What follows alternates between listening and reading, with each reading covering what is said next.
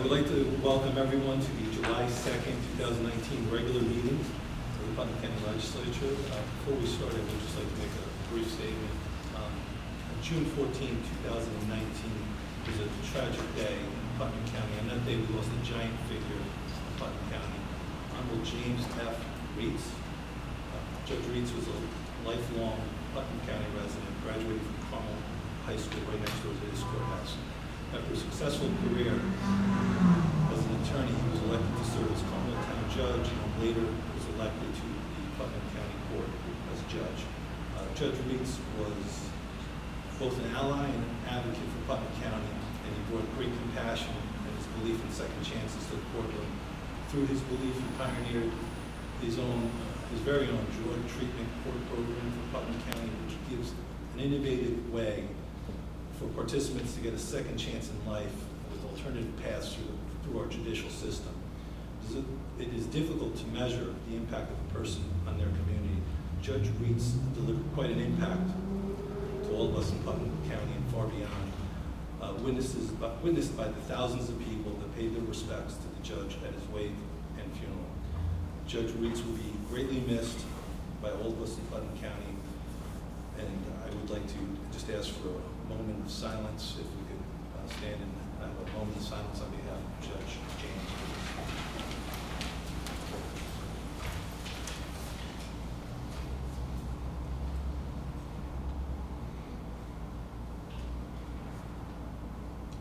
Thank you. If we could remain standing for the Pledge of Allegiance and the legislative prayer, I'd like to call on Legislator Sullivan to lead us in the pledge. I pledge allegiance to the flag of the United States of America and to the republic for which it stands, one nation, under God, indivisible, with liberty and justice for all. If I could call on Legislator Nasrino to lead us in the prayer. We gather to make decisions for our community. May we use only our best skills and judgment, keeping ourselves impartial and neutral as we consider the merits and pitfalls of each matter that is placed before us, and always act in accordance with what is best for our community and our fellow citizens. Thank you.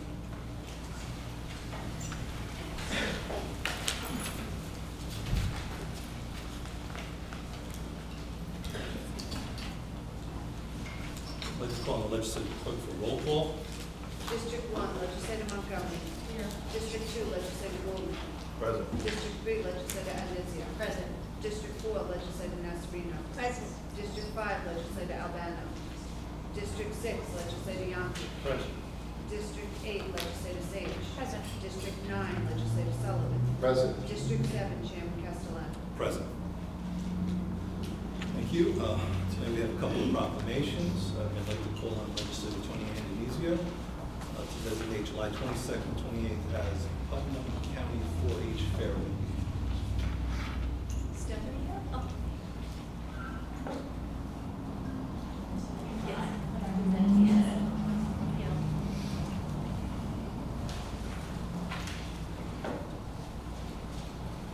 Come on, Hi.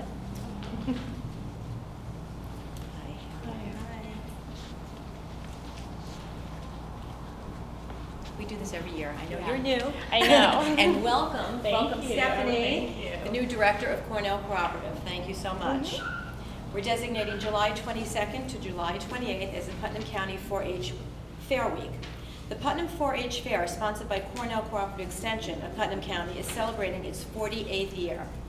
The 4-H Fair showcases many interests and accomplishments of Putnam's children, adults, and programs, and continues to grow as an educational, cultural, and fun event that provides a wholesome experience for families from Putnam and the surrounding area.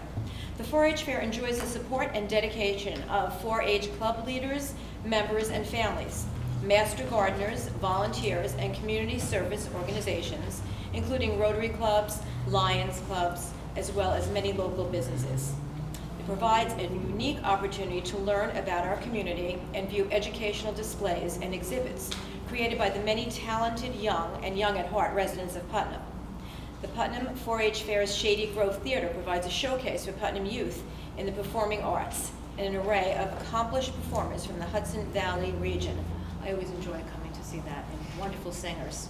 So, yes. Oh, I will come. I come every year. The 4-H Fair delights fairgoers throughout the weekend with activities at the Discover Putnam tent, including a business showcase, touch a truck, creative corners, and games, tents, livestock pavilion, rabbit and poultry barn, country living auction, and more. Be it resolved, the week of July 22nd to July 28th, designated as the Putnam County 4-H Fair Week. The Putnam County Executive and the Putnam County Legislature recognize and congratulate the 48th Annual 4-H Fair and invite all Putnam County residents to attend. This fair has been bringing our community together for over 40 years. And this year, as we had just said, we have suffered a terrible loss with our beloved Judge Reitz. And he was a dedicated volunteer. He was there every year, countless hours. So he will be missed. Thank you. Thank you all for coming tonight. Thank you for everything that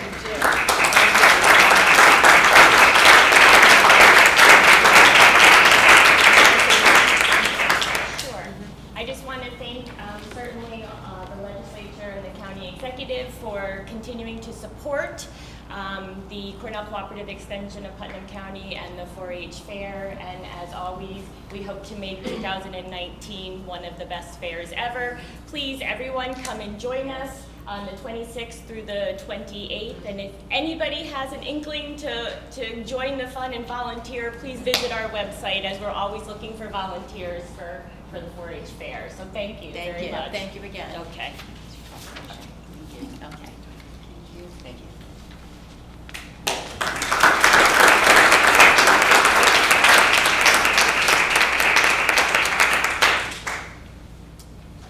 Our next proclamation is for pretrial probation and parole supervision week, July 21st to the 27th. I'd like to call on Legislator Amy Sage.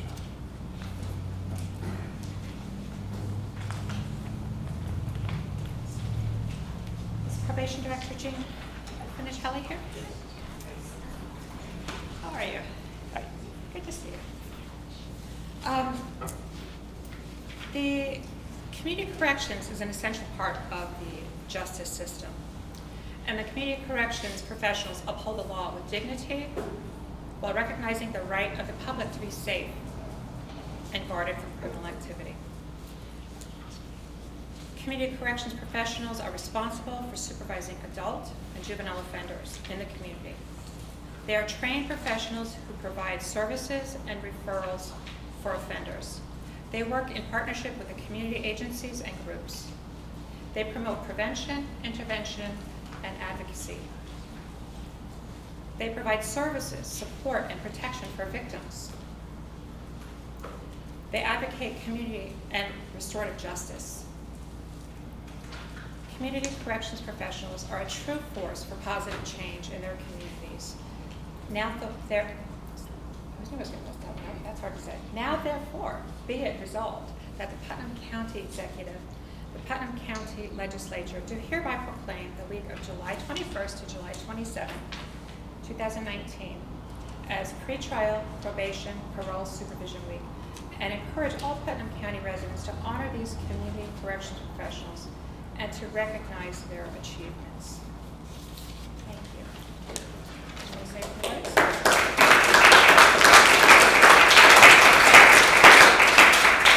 Well, let me just say, on behalf of the men and women of the probation department, I want to thank the legislature and county executive for this recognition. Probation often kind of flies under the radar in the criminal justice system, but we have an important job. It's not always easy.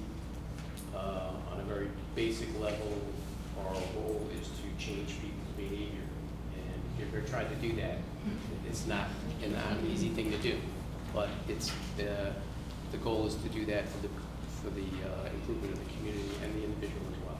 So once again, thank you very much. Thank you.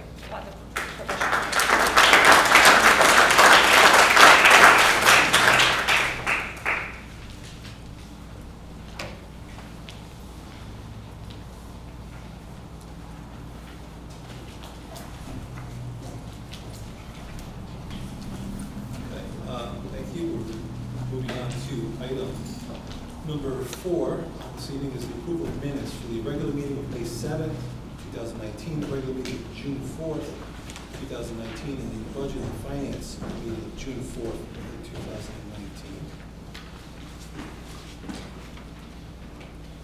Any discussion?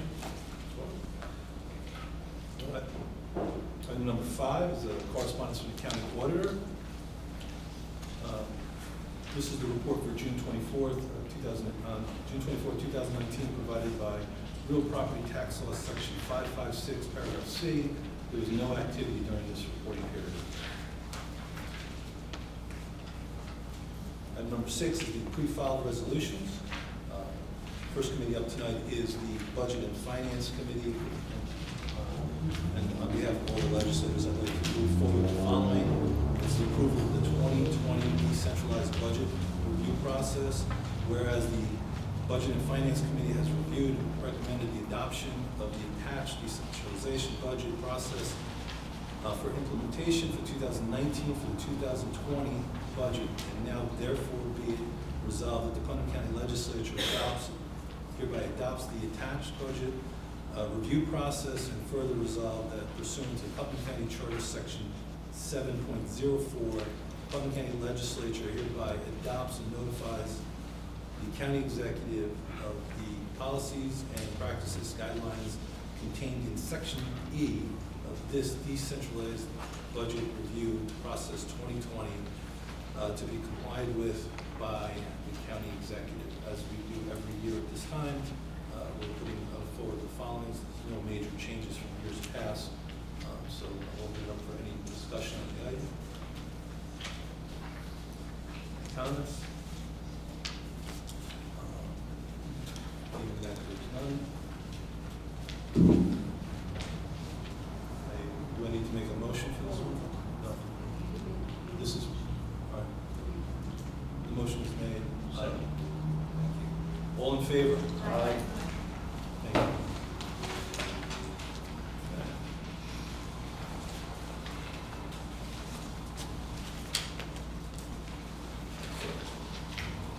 Items, moving on. I'd like to recognize Legislator Ginny Nasserino, Chairwoman of the Personnel Committee.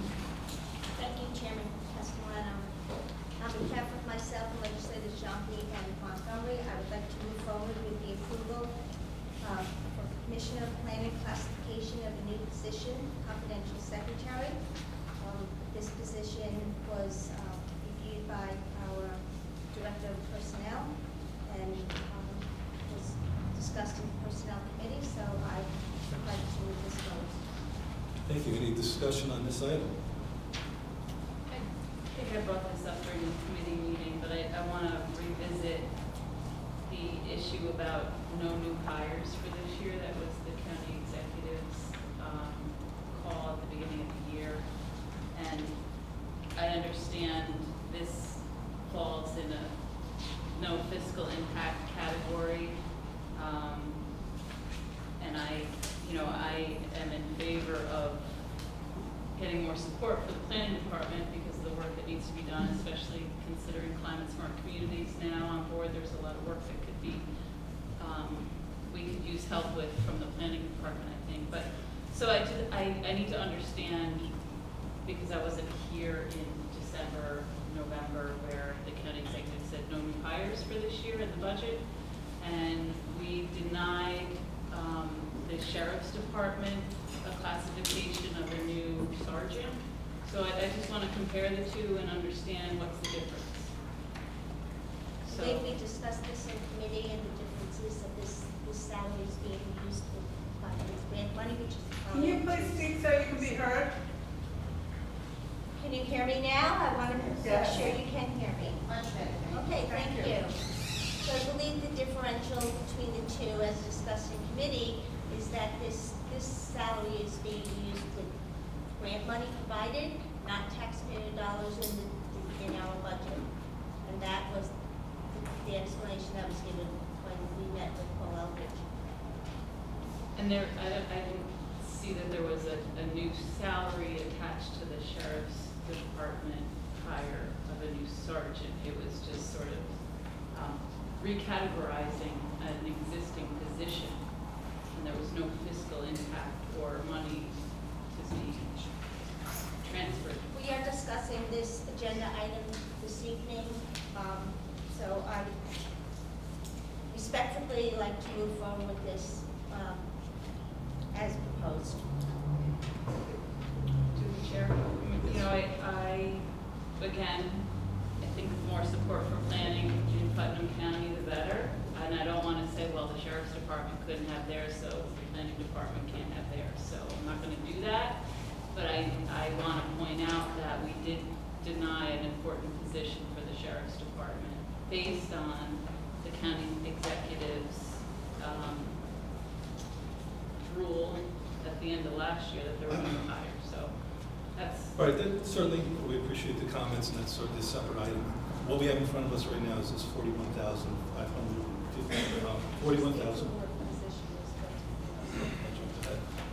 But it is covered from this federal aid that we're receiving, so I think it's a benefit to people. Sure. Any other discussion on the item? With that, call for a roll call vote. Legislator Adesio. Yes. Legislator Aldana. Legislator Golden. Yes. Legislator Yonke. Yes. Legislator Montgomery. Yes. Legislator Nasarino. Yes. Legislator Sage. Yes. Legislator Sullivan. Yes. Chairman Castellano. Yes. Motion carries. Thank you. Thank you. Moving on to item 6C, I would like to move forward with a budgetary amendment for the Commissioner of Planning to hire a confidential secretary. Whereas the planning department was awarded an additional $50,000 in operational funding for managing the task in its Unified Planning Work Program. Whereas the funding through the UPWP has been given to the planning department for decades and is expected to be awarded annually. So I would like to move forward with this budgetary amendment for $41,454, which is prorated for this fiscal year. Thank you. Any discussion on this topic? All in favor? Aye. I'd like to move forward item 6D, approval of fund transfer of Sheriff's Department overtime. This is Putnam County Sheriff's has requested fund transfer 19T124 to cover overtime costs for May due to 3 correction officers vacancies and 1 officer on 207C. The amount is $18,651. There's 0 fiscal impact for 2019 and 2020. Thank you. Any discussion on this item? All in favor? Item 6E is approval of standard workday reporting resolution. This is New York State and the local employees retirement system requires the county to file a standard workday for elected and appointed employees based on time and attendance records of activities. This is an annual report, and this is the time of the year we file it, so I would like to move this forward as well. Thank you. Any discussion on this item? So that should accept the additional. Thank you. I'd like to make a motion to accept the additional for 6E. Second. Thank you. All in favor? Aye. I would like to move forward with the resolution as requested. Thank you. Any discussion on this item 6E? All in favor? Aye. Thank you. Thank you, Legislator Mastriano. Moving on to protective services, I'd like to call on Chairman Paul Yonke. Thank you, Chairman Castellano. On behalf of Legislators Nasarino, Sullivan, and myself, I'd like to move forward with item 6F. It's the approval for a grant application for the Sheriff's Department fiscal year 2018 Explosive Detection Canine Team Grant Program. The grant application has been submitted. This is a request so that we can retire one of our canines and replace them. Thank you. Any discussion on this item? All in favor? Aye. Item 6G, I'd like to make a motion to table this and send it back to the Protective Service Committee to get some more research on this before we pass it. Second. Second. discussion on the table? All in favor? Aye. Thank you. Thank you, Legislator Yasi. Moving on to physical services, Legislator Call, I'm not going to be here tonight, so I'd like to call on Legislator Ginny Nasserino. Thank you, Chairman Castellano. On behalf of Chairman Carlo Mano, who could not be here today due to death in his family, myself and Legislator Coolman, I'd like to move forward with 6H approval secret for the agricultural district, declaring the Putnam County Legislature as lead agency. This is designated as a negative declaration and will encompass the inclusion of the Carmels, for the Ag District, Carmels, Patterson, and Southeast. Thank you. Any discussion on this item? All in favor? Aye. Item 6J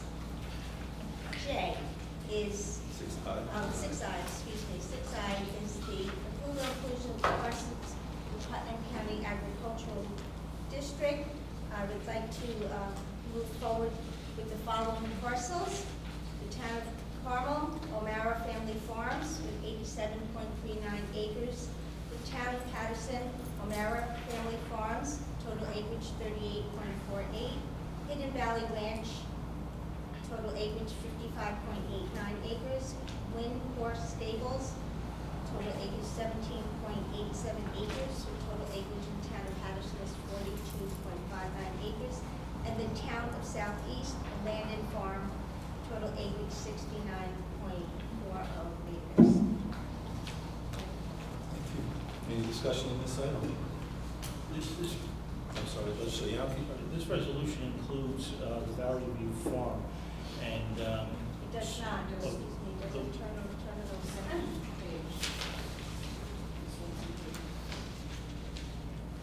I'm sorry. This was amended, this is amended? They were all listed on the first page, what is being included on the second. Okay, thank you. That's ready Just to wanted be to be record. sure. Thank you. Yes, Legislator Sage. Just to note that Legislator Nasarino elected, I didn't hear you say Wind Horse Stables in the town of Southeast. Just making sure that was also added on the 13. 13.2, I'm sorry, for this Acres. mention that, yes. Total acreage, 307.17 acres. Any other discussion on these items? On this item? With that, all in favor? Aye. Item 6J is approval of lease agreement, building number 5 at Tilly Foster Farm. This is a wonderful opportunity for the county to collaborate with Columbia University and Cornell Cooperative Extension to develop and implement a zero-energy greenhouse project at the Tilly Foster Farm. The proposed resolution is in collaboration with that would include an internship component involving a third-year PhD student from Columbia University. The county executive, pursuant to her authority granted to her under section 31-22 of the Putnam County Code, has entered into negotiations with Columbia University for the lease of building number 5 at the Tilly Foster Farm in order to temporarily locate the PhD student. The amount would be $1,800 a month and will commence 7/1 through 12/31/19. Thank you. Any discussion on this item? Legislator Sage. I'd just like to make a note that this is a tremendous opportunity for Putnam County. Columbia approached Cornell Cooperative for properties that might be suitable for a greenhouse, an off-the-grid greenhouse. This is going to be a geothermal heated and solar for electric off-the-grid greenhouse in Putnam County.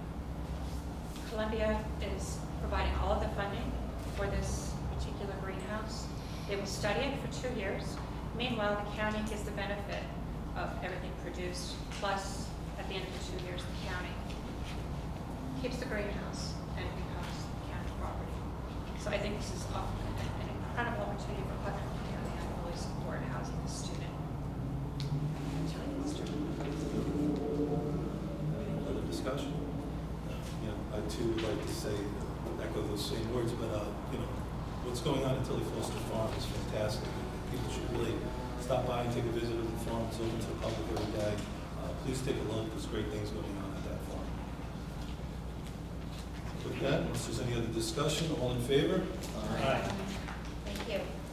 Item 6K is approval transfer of inoperable vehicle back to Dutchess and Putnam County Incorporated.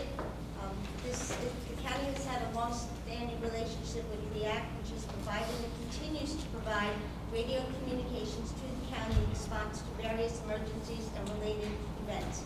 REACT has transferred the title to the county, and the county has maintained the vehicle and insured it on behalf of REACT in exchange for volunteer services. The vehicle is no longer functional and cannot pass the safety inspection. So I therefore would like to move the resolution forward to transfer the title back of this inoperable vehicle to REACT. REACT is desirous to have the title transfer back to enable them to sell the parts. Thank you. Any discussion on this item? All in favor? Aye. Item 6L is the lease agreement. Approval of lease agreement room 1 for the Putnam County residents. This is for a 1-month lease and for a total of $400 a month. This is basically a housekeeping detail because all the leases commence on August 1st. So this lease will too enter into a 1-year lease agreement as of August 1st. So the consideration before us tonight is just for the 1 year for the new resident. Thank you. Any discussion on this item? Again, this is where Putnam County gets a chance to help the veterans, and this is a great presence that we have here. We should be very proud. Unless there's any other discussion, all in favor? Aye. Item 6M is approval, appointment, and reappointment of the Putnam County Agricultural Farm Land Protection Board. I'd like to move forward in the name of Jocelyn Apicello, the town of Phillipstown, former representative for a 4-year term set to expire December 31st, 2022. And Marjorie Thorpe for the town of Southeast for a 4-year term set to expire December 31st, 2021. Thank you. Any discussion on this item? So I just want to say that I am thrilled to be appointing Jocelyn to this board. She and her husband have started the Phillipstown Community Congress, where a lot of the initiatives in Phillipstown, including the coalition and the drug resource coordinator, and lots of other initiatives that have been on the table, that they really brought the community together. So I'm happy that she's now coming over to the county and going to participate with us and just make it all right. Great. Thanks. Thank you, Legislator Montgomery. Any other comments on this item? I would just like to give a shout out to Marjorie Thorpe as well, who has been instrumental in so many roles. I sit on Soil and Water, and she is really an asset. So I would like to bring that to everyone's attention as well. Thank you. Legislator Sage. I should like to thank all of the volunteers that sit on these boards. I'm on the Ag Board and the Soil and Water Board.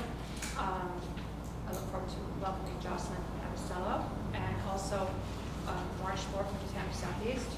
She's a farmer. She has a wealth of knowledge. She sits on 2 boards. She helps with the sealing and sales with the farm inspections, and she goes above and beyond. And I've worked with her, and she's been a welcome culture. I thank all for volunteering to be on these boards. Thank you. I too would like to thank all the volunteers that we have in Putnam County, and without them, we couldn't get all these things done. We certainly appreciate their efforts. Unless there's any other discussion, all in favor? Aye. Item 6N is approval, appointment, and reappointments in Putnam County Soil and Water Conservation District Board. I would like to move forward the name of Dave Dickory from the town of Phillipstown to fill an unexpired 3-year term set to expire December 31st, 2019. Marjorie Thorpe from the town of Southeast for a 3-year term set to expire December 31st, 2021. And Chris Ruthin, town of Kent, for a 3-year term to expire December 31st, 2020. Thank you. Any discussion on this item?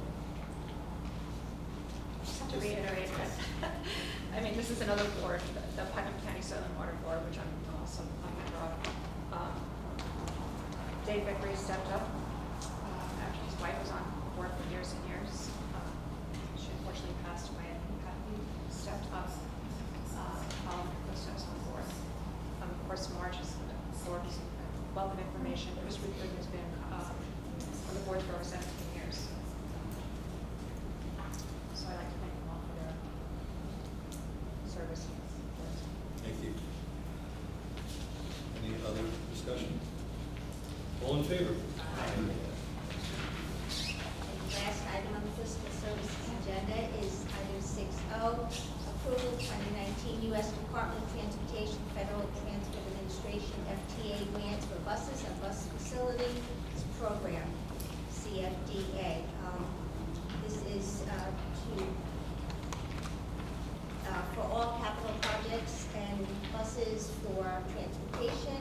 It is an opportunity for a grant in the amount of $1,786,000. I'd like to move that forward. Thank you. Any other discussion on this item? This is a fantastic thing for Putnam County. The countywide match is only 20%, and if we get this grant, it would be a great thing for people of Putnam County.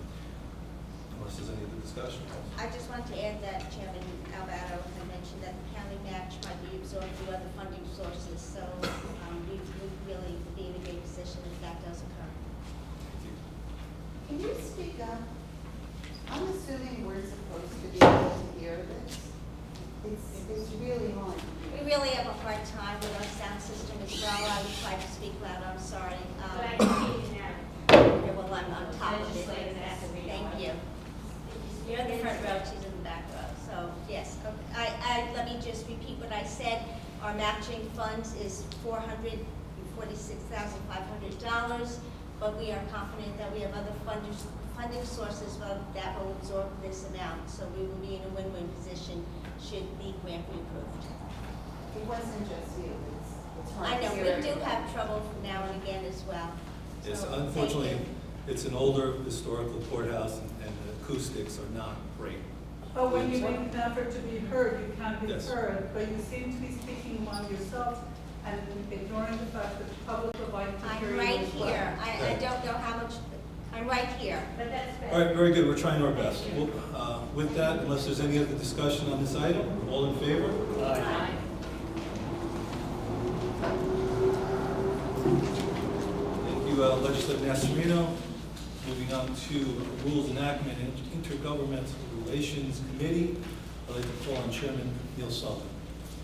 Thank you, Chairman Castellano, and on behalf of myself and legislators Avenizio and Albano, I would like to move forward with item 6P, the approval for fund transfer to the Board of Elections to purchase 3 new voting machines. Thank you. Any discussion on this item? All in favor? Item 6Q is the approval for the litigation settlement of Treadwell versus the County of Putnam. Thank you. Any discussion on this item? All in favor? Aye. Thank you. Item 6R, approval urging New York State Legislature and the United States Congress to enact legislation to deter the abuse of robocalls. Thank you. Any discussion on this item? No one is a fan of robocalls, but certainly we're trying to get the federal government to move on this a little bit, so hopefully it would ease us at home and on our cell phones when we get endless robocalls from companies. Yes? Does it include calls from us? I mean, does this include campaign calls? I meant to ask. I think campaign calls are exempt, Yeah. I believe. But, counsel? Through the chair, there are specific exemptions for calls from, I believe, political groups where people have signed up, and also unions as well. So it's not going to stop. Me calling you. It's commercial. It's regulating commercial calls. That's not going to stop you calling me. That's too bad. Okay. Any other discussion on that item? All in favor? Aye.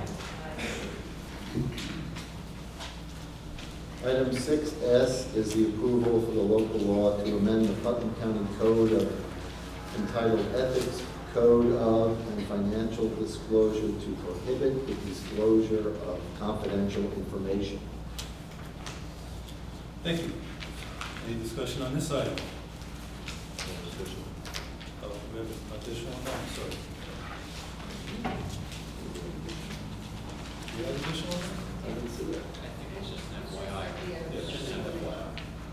Okay, so I'll make a motion to, do I need to make a motion? Yeah, I'll make a motion.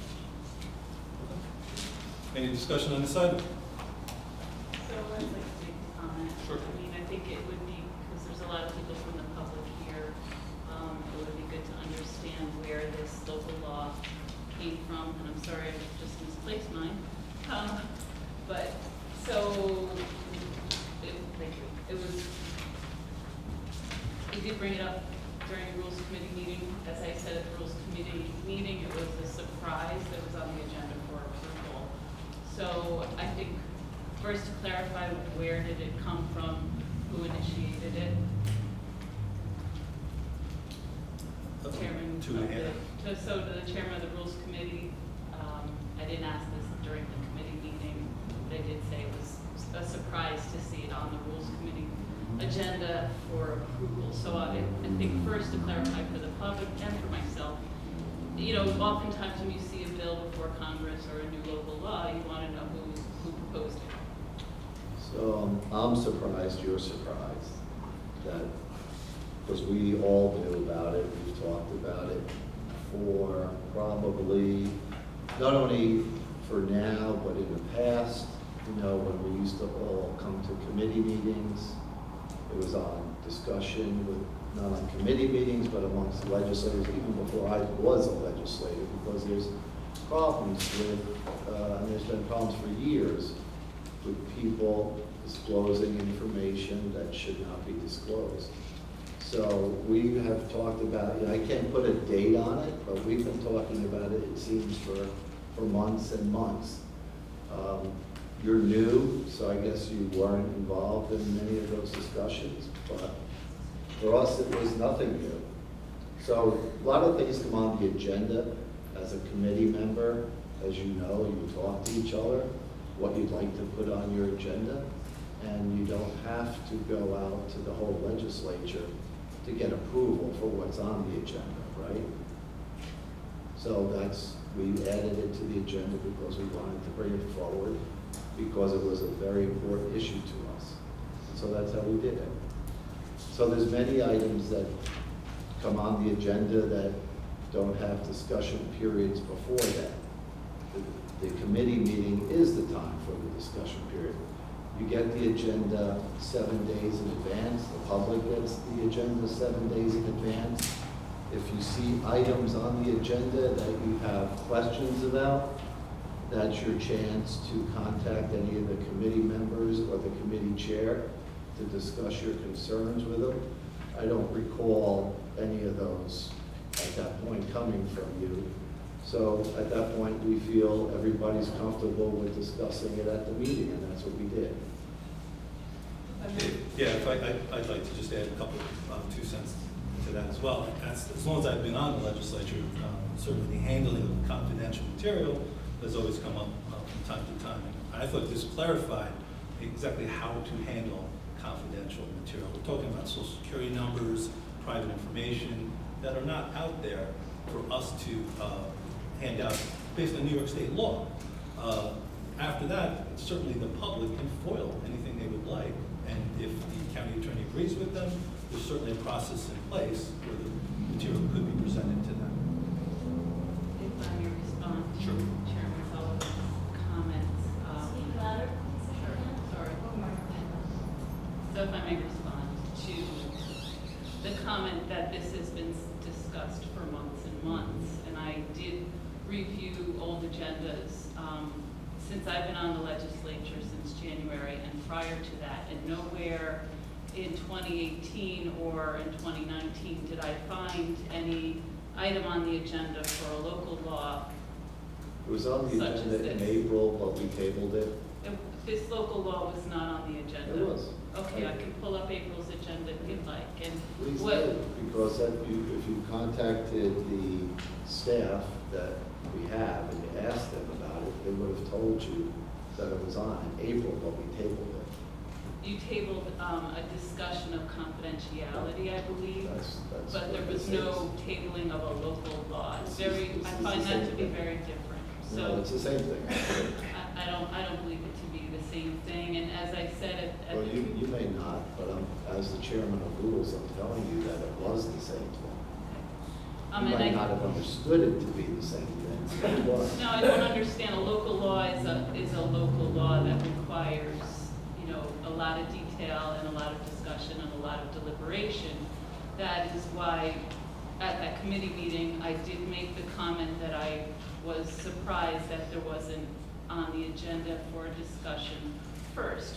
It's been my experience on the legislature that we have had meetings, items on the agenda that are especially, you know, controversial, where we discuss it first before place. Like, for example, Climate Smart took 4 months to pass. It was on the agenda for 4 months as a discussion, never approval. So a local law, I think, certainly requires much more deliberation, especially a local law such as this, which involves, you know, involves the public a great deal. And as you can see from, you know, the crowded room tonight and the emails that we received, there is a lot of public input. And I would just, you know, I would like to recognize everybody who came out to respond to this.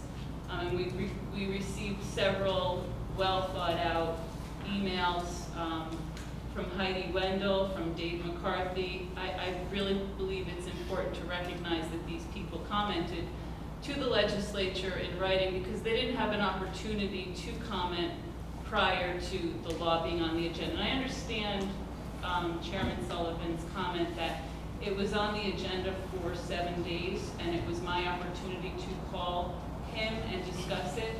But it's my practice that I don't call legislators to discuss public business. I do that in public. So hence it appeared on the agenda. I would wait for the public meeting to discuss it with you.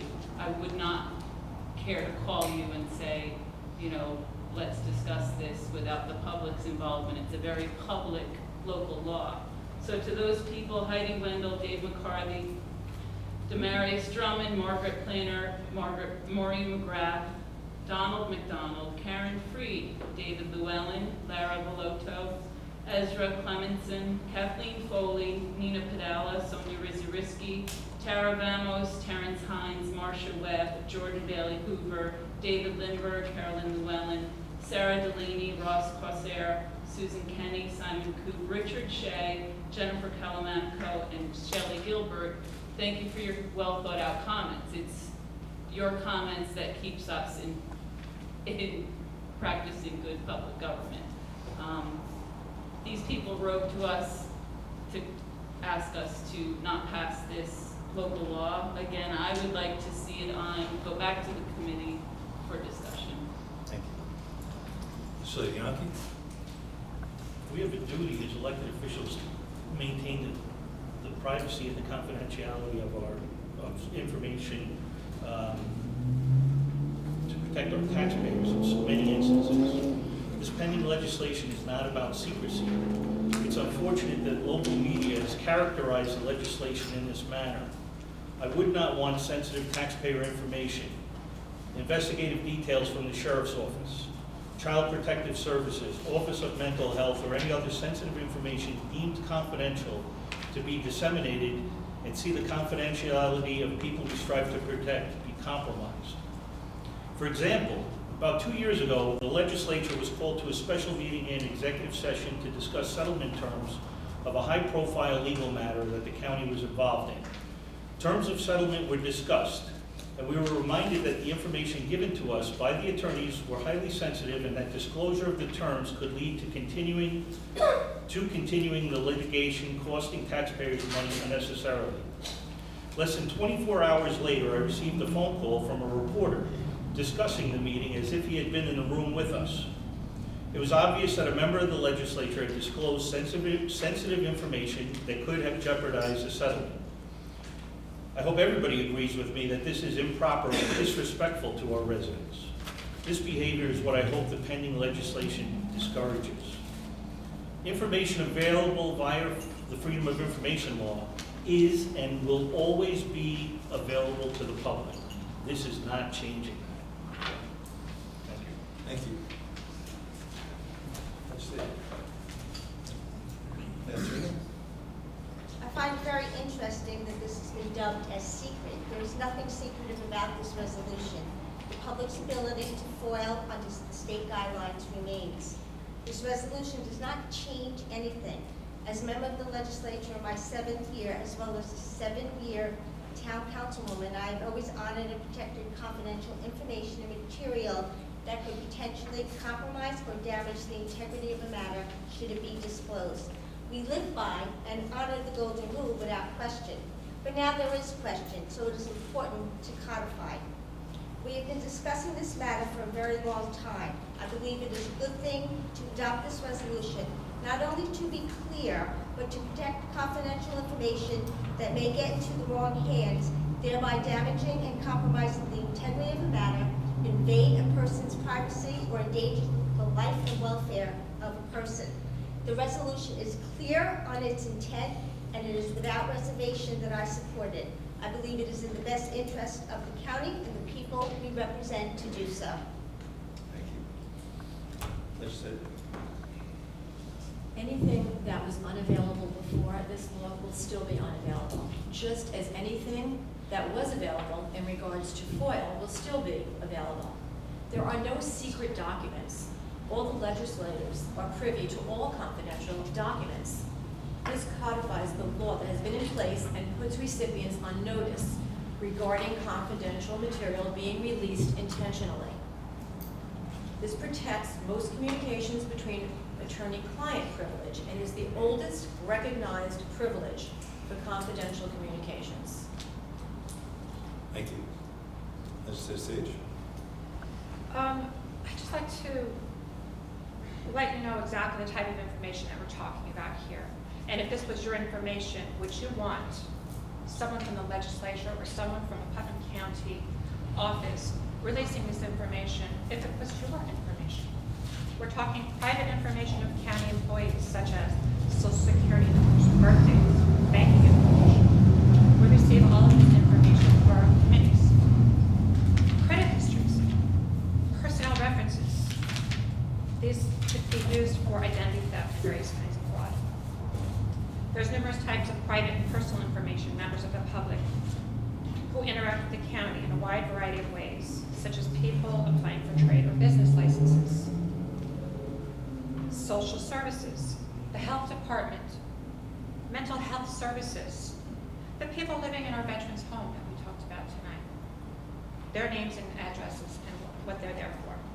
Private information on counties, such as health information, medical information, illnesses, injuries, disability, people on leave, their addresses, law enforcement information that could compromise investigations or endanger the life of an officer, law enforcement information that reveals a confidential source, information on collective bargaining negotiations, certain information on negotiations involving businesses and real estate transactions, computer data such as passwords, login information that could expose our county to computer hacking. Lists of names, addresses, email addresses of public and county employees that could be used for commercial purposes or solicitation, robocalls. Personal information on people who have been arrested or are being held in the Putnam County Jail. Records which are required to be kept confidential by state or federal law, such as medical records under HIPAA. Pistol license applications.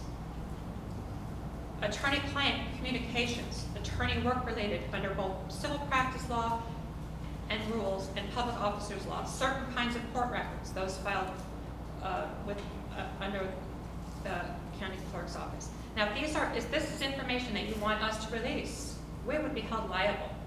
This is confidential information And this is things that we do not want to put out in the public. This is what we're holding close to. And this is what we're trying to keep confidential. If we did not, we would be liable for a whole lot more. And the only thing that this ethics code addition is saying, confidential information must be kept confidential. And this is the type of information we're talking about. If you want to foil any information that we have, you are welcome to it. And those safeguards will still be in place. I am in full support of government transparency. I mean, I'm a taxpayer. I want to know what our lawmakers are doing. In this body and in other bodies, in the Assembly, in the Senate, I want that information available. But this information is not something that we want to release, and we would be foolhardy if we were to not protect this information. Mr. Sullivan?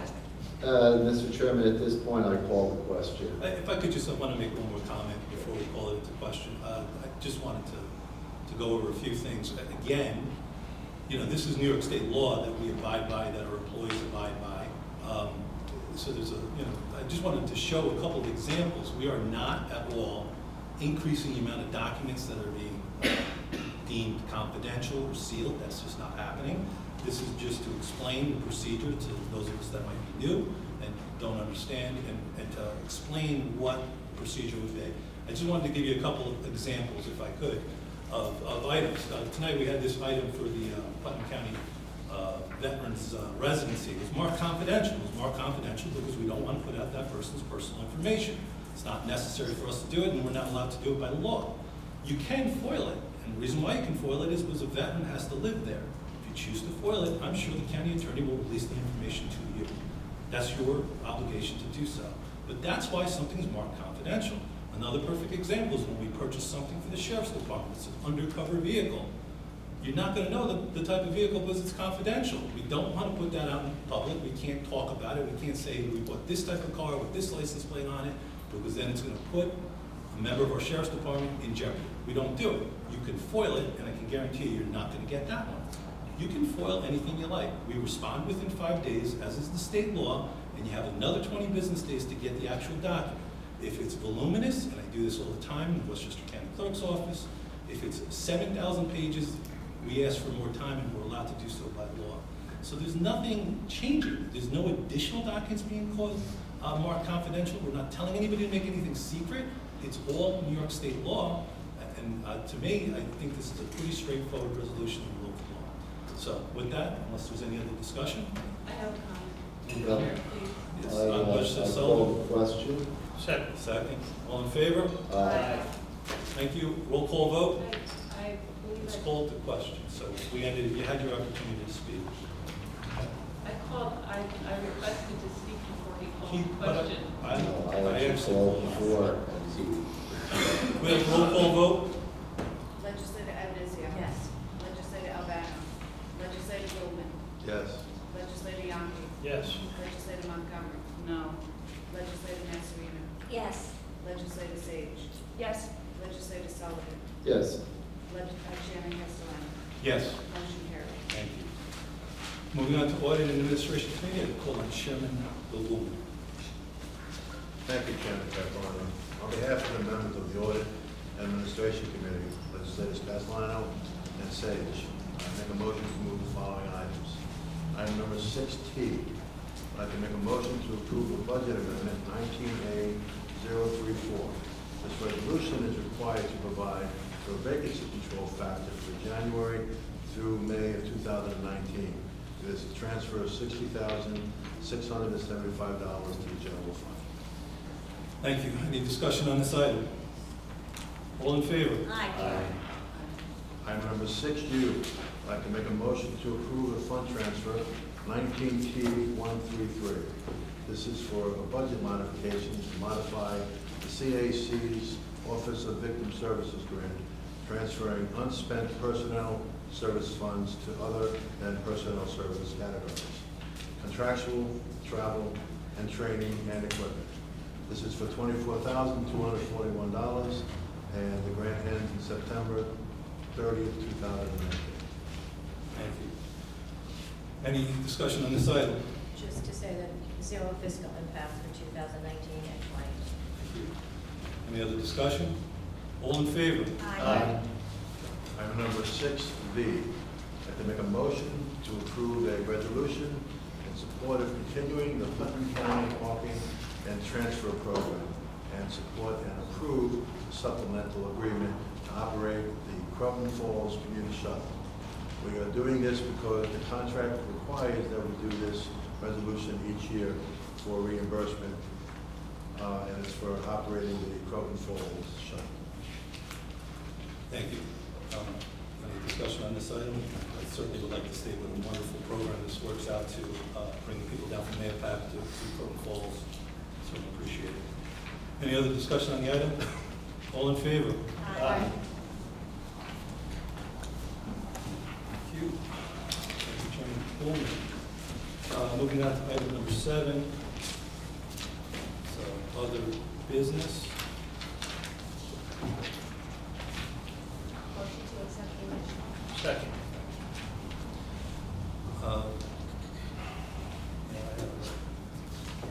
So we have this potential visit down to Washington, D.C., which we have to allocate some money towards. And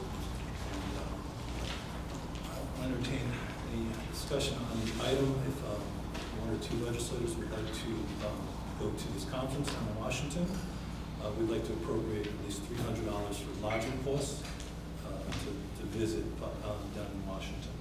The event came up on us quickly, and it's later this month in July. And so we have this in front of us. If we would like to send a representative, one, possibly two, I would be in favor of doing so, but I'll open it up to discussion.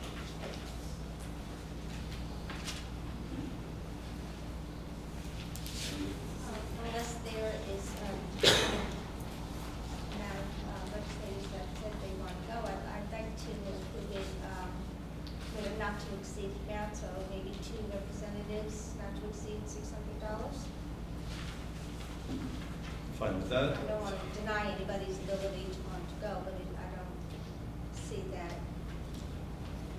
people between I receptive. think It it's is relatively short notice. It's very short. Does anybody want to go? If it's here this evening? Well, we could discuss it, but if everybody is in agreement to approve it with two legislators, we could discuss who wants to go, those 2 representatives are. Of course, we can move this forward tonight with 2 legislators if no one chooses to go. I think it's a great event to go to. Unfortunately, short notice for me, I cannot make it down there. I'd love to go, but I'm not going to be there this month. It's in July. I know it's a busy time of year. I would put that out there. I'm in favor of moving $600 to have 2 people show. If 2 people want to go, if nobody wants to go, that's fine also. Then 600 each, or 300 each. So one-day event, we would spend one night. And is there a registration fee? No. I just think going to these events is great. I can't go, but I think the more we go and see what's out there and can bring home some more resources and more ideas, the better.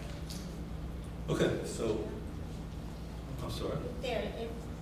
If no one is able to attend, then the point is moot, but if Right. we do have a potential for legislator to attend, we should move forward with the not to exceed $600. Okay, so we'll make the whereas as 2 legislators has requested permission to attend the Northeast Regional White House Conference to be held in Washington, D.C. Diane? I'm sorry. It's an approximate amount. I don't have a hotel, so we try to kind of look to see in the areas what is available. I don't know what would be available, what the charge would be. That's just approximate. Council, can we visit the cost afterwards if we decide that 1 or 2 legislators would like to go? Whatever you approve tonight is going to be binding, subject to bringing it back to the legislature at another time. Sure. There's an approximate number of $300 per person as indicated. If you leave it that way, then it gives flexibility in the actual amount spent. Okay, fair enough. Which is why the resolution is phrased as the number of legislators as opposed to a specific dollar. So I believe it seems, I'm not sure if anybody can make it, but certainly, I think we're in agreement that at least 2 could go. I'm going to try. Thank you. So, yes. May I amend motion to Absolutely. reflect approval of 2 legislators to attend? Fair enough. Do I have a second? All in favor? Okay, that's on the amendment. Now we're going to make a motion to approve. And I'll make the motion to move it forward as is with the amendment. Second. Thank you. Any discussion on this item? With that, all in favor? Thank you very much. Moving on to item number 8 is the recognition of the public on any agenda items that we spoke about this evening. Please come forward, state your name and the town you reside in.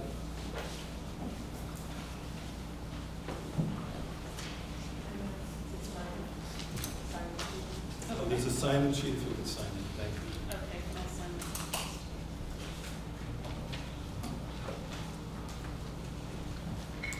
I'm Julia Famularo, I'm from Phillipstown, and excuse me, it's a little far away.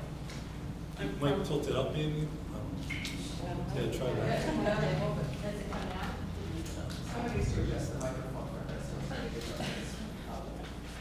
I am grateful to Legislator Sage and Chairman Castellano for your words about, this is in relation to item success, for your words of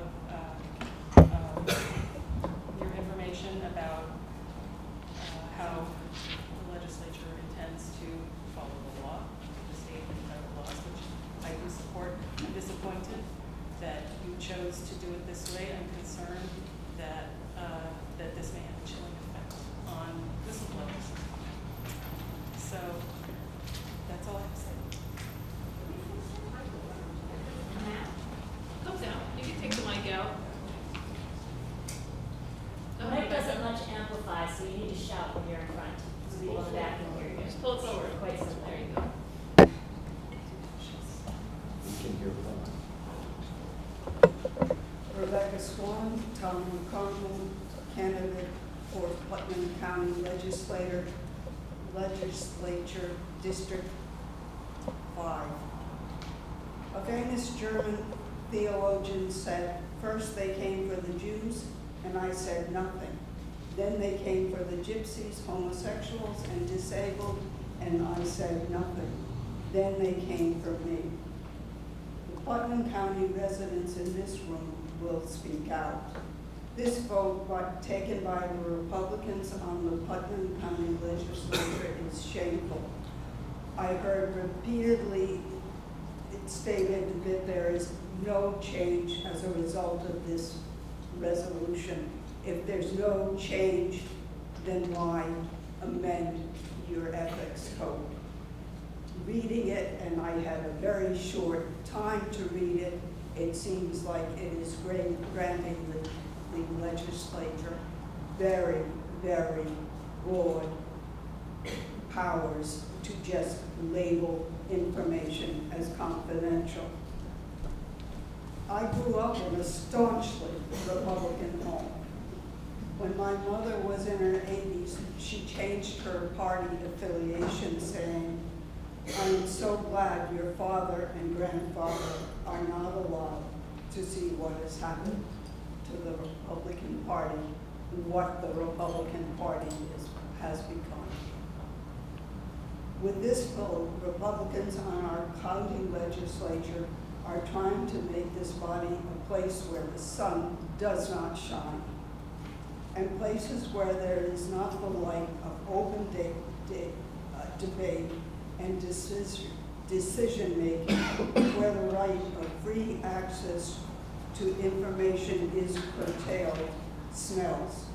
There is no reason for this amendment to the charter other than to hide the waste, mismanagement, and possible corruption of our county officials. Putnam County residents deserve better. This amendment to the charter will be challenged, and I am confident that the challenge will be successful. Thank you. Thank you.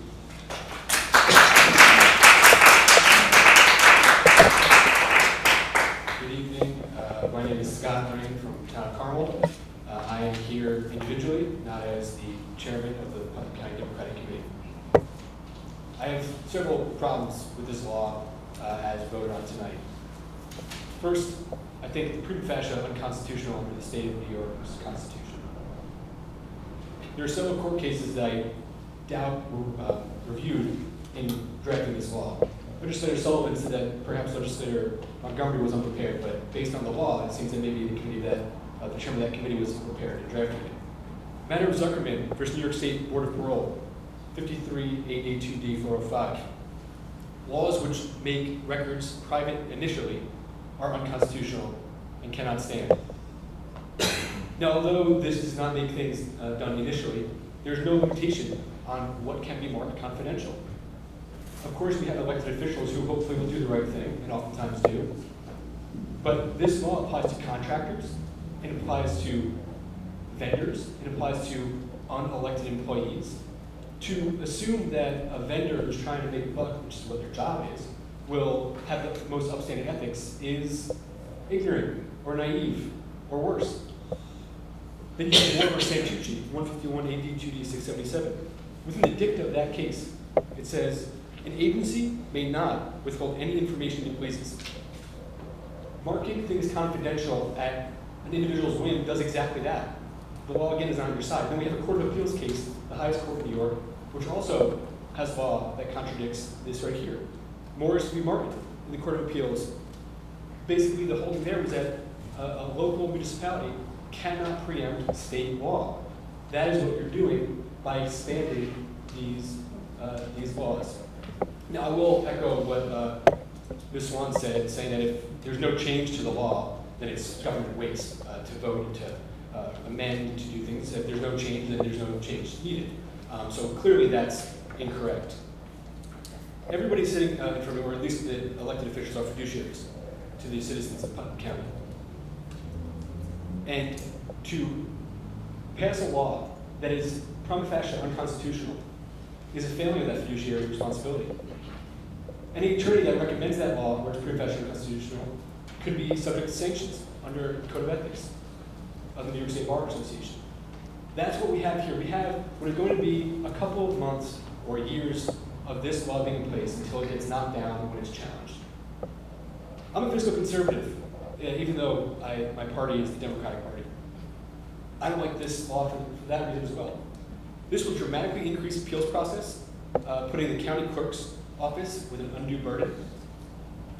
Anybody who doesn't like the decision, because it was marked confidential, will appeal.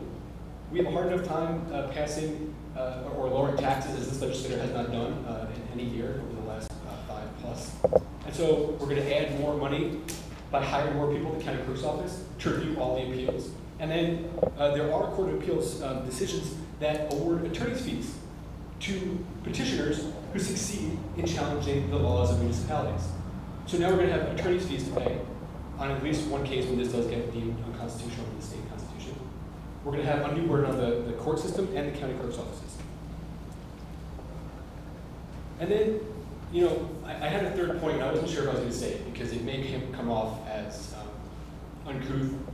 But I will say that I was motivated by Legislator Sullivan and his tone with Legislator Montgomery, both interrupting and overall his message. So I will say that my fear here is that the following facts may never have come out if this law was in place. We may have not found out that in 2017, Legislator Sullivan worked 6.91 days a month, the same year that he voted to give himself a 14% raise. That's good information for the county to have. We may not have realized that our county executive received a discount at the county golf course for her campaign. In fact, we may have found out that Legislator Sage got a discount for her organization at the county golf course. That's a lie. It's not on the agenda. Joe. Let's stick to That's a that. lie. Let's stick to the agenda. This is part of the agenda. This is about confidentiality. Joe. This is a excuse me, Legislator Sullivan, I did not interrupt you. I appreciate you paying attention and not interrupt me. Talking to the chairman. You should call him Joe, not Chairman Castellano. That's fine. Just finish your point, please. We have the appearance of impropriety all over the county. I'm not calling any of you corrupt individuals, bad people, but you are. To your point, yes. Finish your point, thank you. I understand. where we have jobs given to family members. This law, if it does nothing, is government waste. If it does something, then it enhances the FOIA laws and the confidentiality, and therefore was struck down based on Morris v. Martin in the Court of Appeals.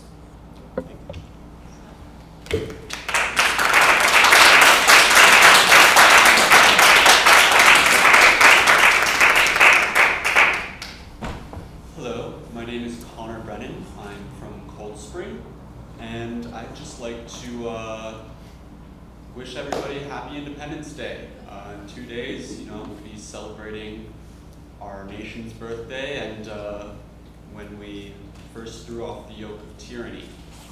And I'd just like to start by reading a quote by Thomas Jefferson. "The time to guard against corruption and tyranny is before they shall have arrived. It is better to keep the wolf out of the fold than to trust drawing his teeth and talons after he shall enter." With the law regarding the ethics, you cast a wide net.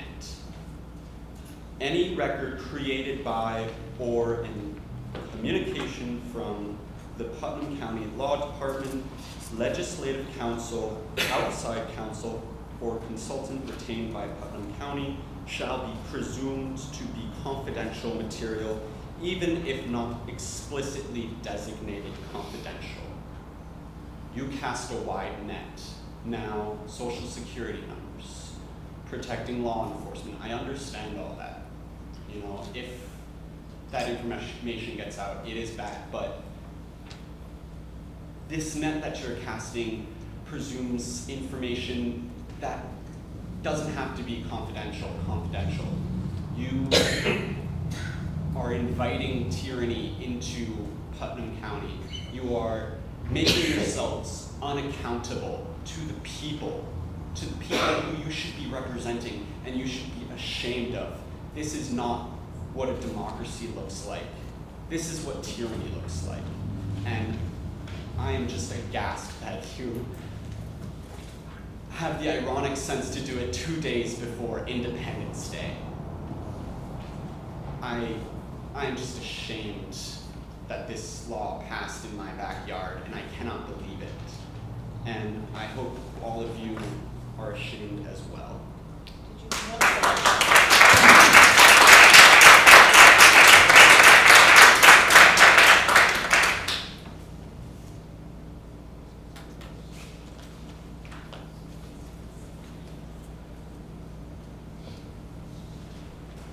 My name is Joe Hirsch. I am a resident of Phillipstown, and I would like to read into the record a letter to the Highlands Current sent by Heidi Wendell, who is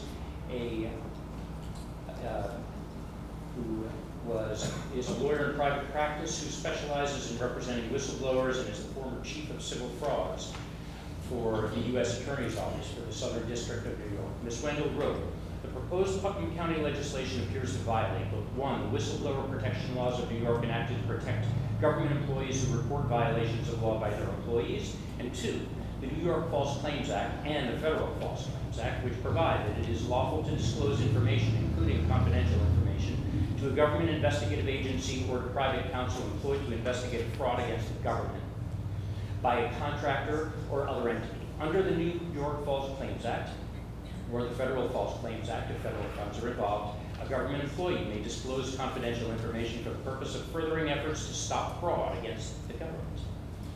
Generally, attorney-client privileged information should not be disclosed unless it falls within the crime-fraud exception to the attorney-client privilege, such as where the attorney is assisting the client in committing a crime of fraud.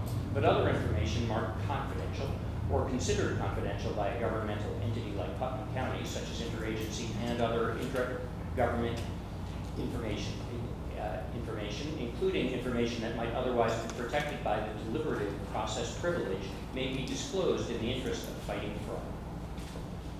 And with that in mind, I fear that what you're doing is dragging us into a potential mire of lawsuits that all of us taxpayers are going to be paying for. Thank you very much.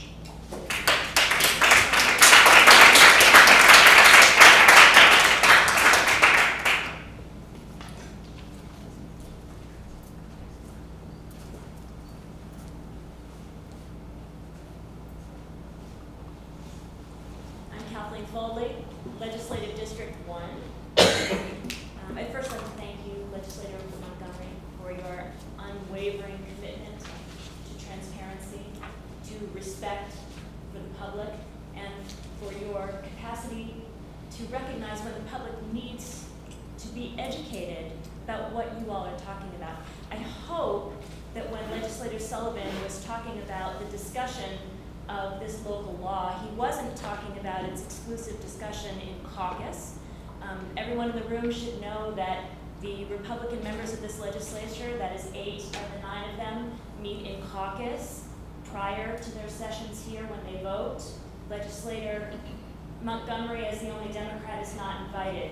And I wonder if you confuse your caucus with a public session. So I think you should be more clear about where it is your discussions are taking place. A.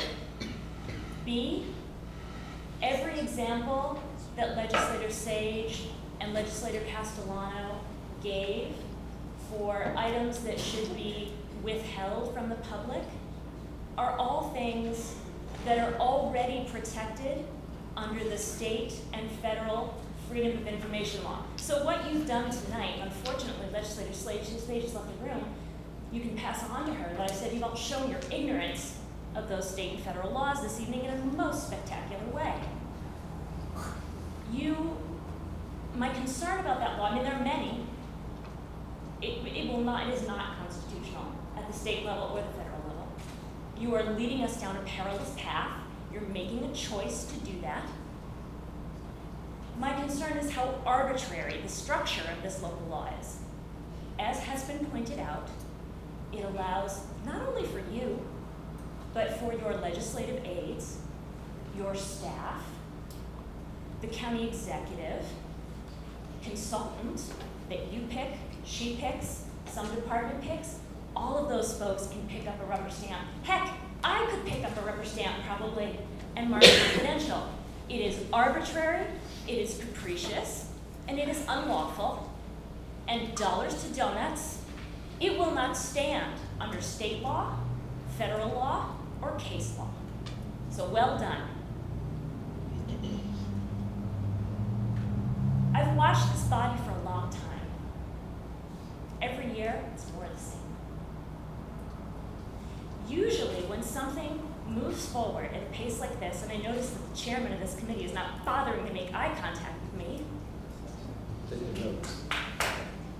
Usually, when things go forward at this pace, before this body, it's because one of you, or some configuration of you, has done something that you don't want the public to know about. And here we are again. It's an urgency that you cannot be bothered to afford county employees who are waiting for raises, county employees who are waiting for contracts. By the way, all of you have a better deal than any of your part-time colleagues who do the work of this county government with your health care and your pay and your pay raises that you vote for yourselves.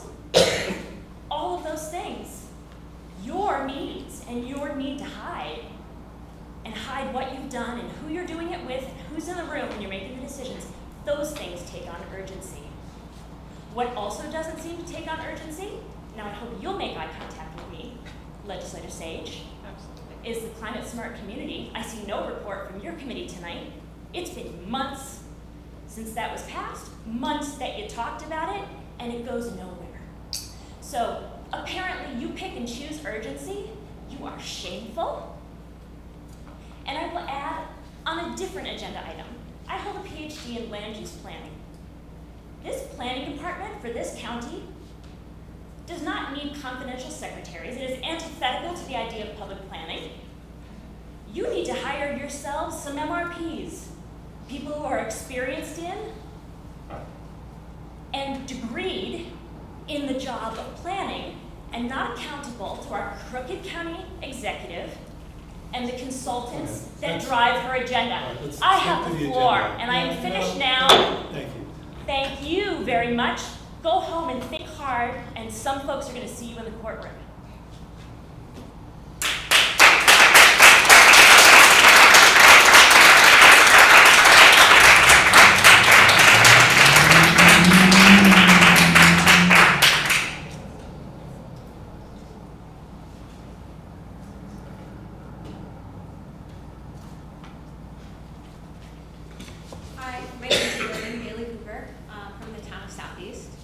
The last time I was here was when this body passed a resolution asking for the governor and the state of New York to repeal the Reproductive Health Act.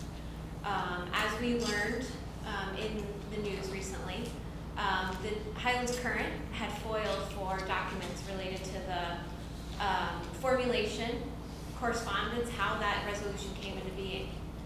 It's oddly coincident that the body is now voting on a piece of legislation that will hide a lot of those documents from public view. I urge you to consider who you work for.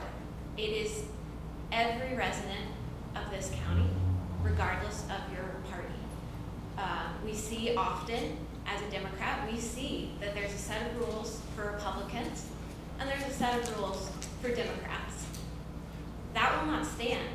As been pointed out earlier tonight, there will be people seeing you in court. You're increasing the burden on our county employees, which in turn increases the burden on the taxpayers. It's shameful. I would just also like to say that if you have nothing to hide, if this law, by your own admission tonight, does nothing to change anything, just as the resolution to repeal the Reproductive Health Act did nothing. You guys are a body that does nothing repeatedly, and you show yourselves with all due respect. Finally, I would just like to say to Legislator Sullivan, I have never seen a person teeming with so much misogyny and contempt for a fellow legislator.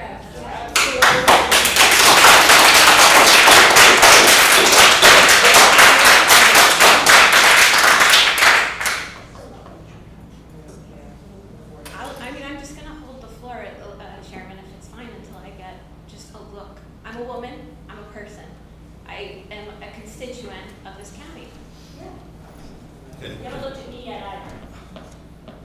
Anyone else? It's a human interaction, just to know that you're listening. Are you ashamed? Are you ashamed? Unless you have any other comment, we appreciate your comments. I apparently we scared him, so What are you thank afraid you. of? What are you afraid of?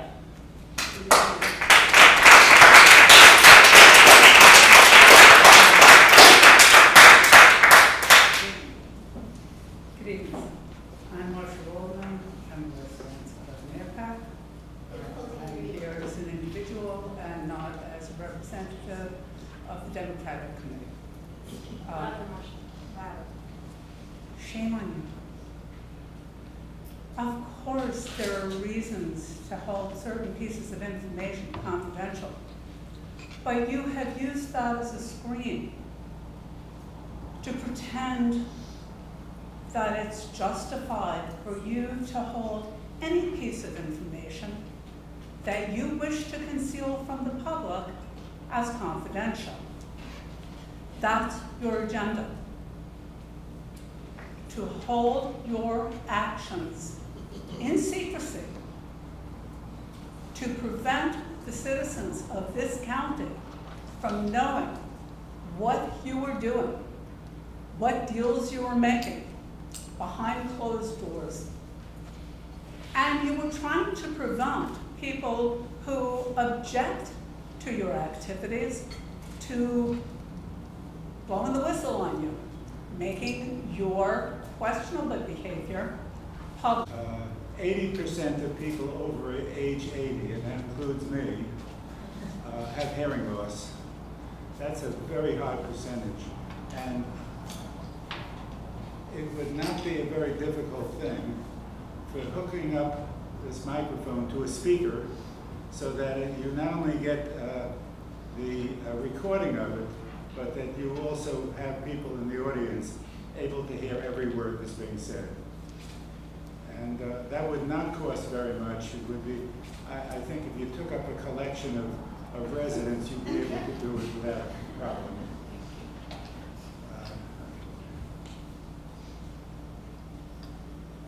When I found out about this this act that you passed this evening, I found out about it this afternoon, and I did not have time, a lot of time to look into laws of other places. I was wondering if you did much research to see whether such laws exist in other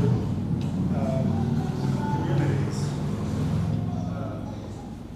You also operate under the Freedom of Information Act in New York State, so that no matter what you put into this law, if the Freedom of Information law in New York State says you must reveal the information, you must reveal it. So you don't have absolute discretion in what you reveal. It seems to me that if people want to run for office, they should not want to hide information about their, whether it be their personal finances or their memberships or whatever. It seems to me that they want people to know about their background, and that would, in my opinion, give people more reason to vote for them than if they want to hide things. And I had numerous conversations with experts related to Freedom of Information Act. And the one thing that I've always been told is that if it comes to a question of whether to release information or to withhold it, it's always better to go on the side of openness. That's the way our government was intended to be, and that's the way our county should be.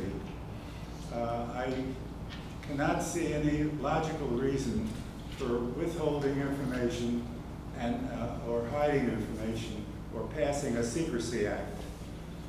That doesn't, in my opinion, it doesn't pass the smell test. Thank you.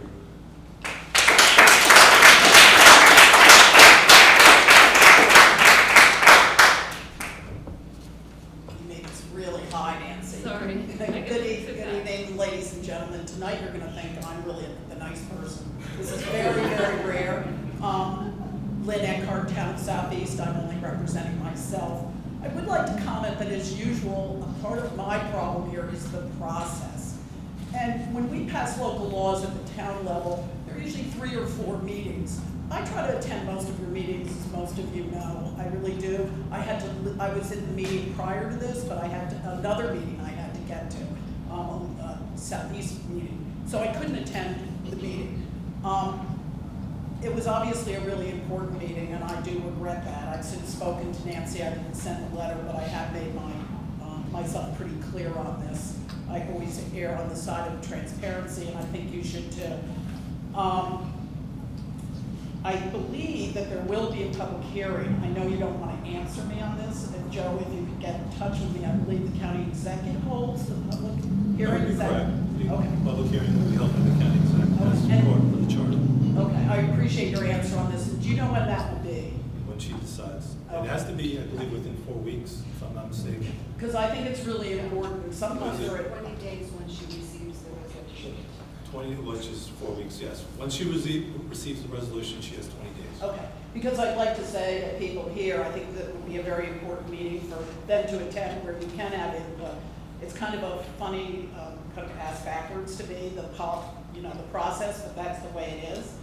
I do also think that I have a problem with confidentiality. For example, if you're to CC your legislative attorney, does that suddenly make what you're sending confidential? And therein is a real problem, I think, for people. And it's just another layer of bureaucracy for everyone to have to get through when they foil something. And I think foiling should be as easy as possible. Legislator Yonke brought up some information that we all know we can get by just foiling the Board of Elections or the Assessor's Office as far as names and addresses. Yes, you're never supposed to use them for commercial purposes. Hopefully no one does, but that's possible. The one thing I leave you with is this board may not do anything nefarious ever with this law, and things might not change and might be easy, although I find your process a little onerous. But what I do as a legislator when I pass a law is look forward and think, can this backfire? Of course anything can backfire, but how is this going to affect everyone in the future? Are we going to, is it straightforward? Is it simple? Is it, and the main thing is it going to help the public?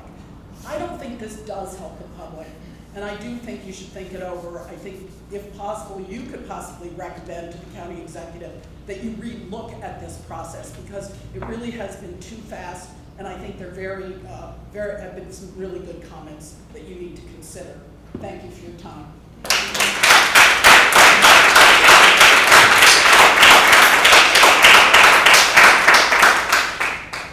Okay, thank you very much. Being that there's no other comment, we're going to move on to agenda item number 9, recognition of legislators. If any legislators would like to speak on behalf of any. I would like to make a comment.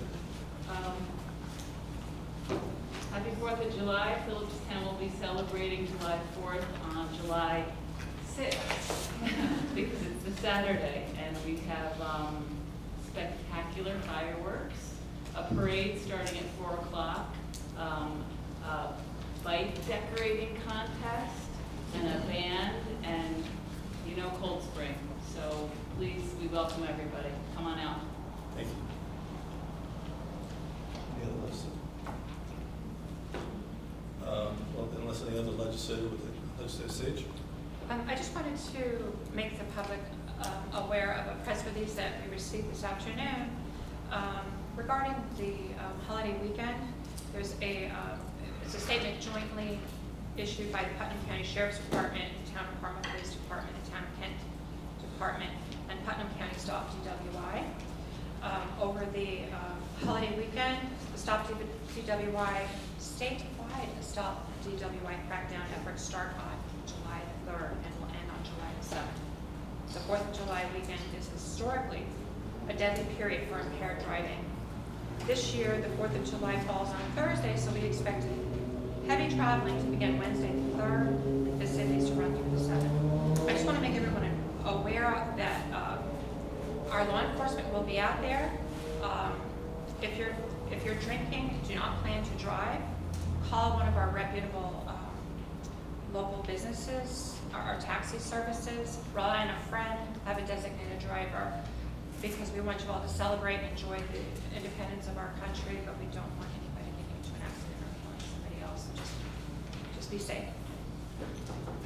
Thank you. Legislator Ebenezer. I just want to say our Honorable Judge Reese was our hometown hero. He believed in second chances and helped countless people through the drug treatment court program. He embraced life and always offered hope for the hopeless. His passion for the people will be felt for many generations. Thank you. Legislator Sullivan. I would like to thank our county executive, Mary Ellen Odell, for the initiative and for the support to work with Senator Hartman and Assemblyman Byrne on getting the Alexandrian distillery approved and the laws amended in Albany. Carmel will soon have a new business that brings hundreds of construction jobs and later full-time jobs. The company's going to invest over $100 million, not more than a mile from here. So along with creating a destination for tourism, it's going to be an economic boom and a shot in the arm for the town of Carmel, and a real boost to our local business community and its merchants. I want to thank them for their hard work in getting that done. Thank you. Any other discussion? Legislator Nasrino. I would like to close the meeting in memory of James F. Reeds. We were shocked and saddened to learn of the passing of the Honorable James F. Reeds. His passing leaves a huge hole in our collective hearts. His shoes are too big to ever truly fill, not because he was just a wonderful Putnam County court judge, but because he was a wonderful human being as well. Judge Reeds had innate qualities of goodness and sincerity. He personified the essence of the human spirit simply by believing and valuing mankind. It wasn't just words that he spoke. He lived his life by example. His kindness and compassion wasn't a skill that could be taught or acquired. It defined who Judge Reeds was. His belief in second chances clearly demonstrated the value and faith he had in all people, and in turn, he helped many vulnerable people to value themselves. He leaves behind an unparalleled legacy and will be missed beyond measure. I believe the best way to pay tribute to Judge Reeds is to emulate his wonderful qualities. He truly raised the bar for all of us. Although gone too soon, we will never forget him. We feel fortunate to have crossed paths with him in this lifetime.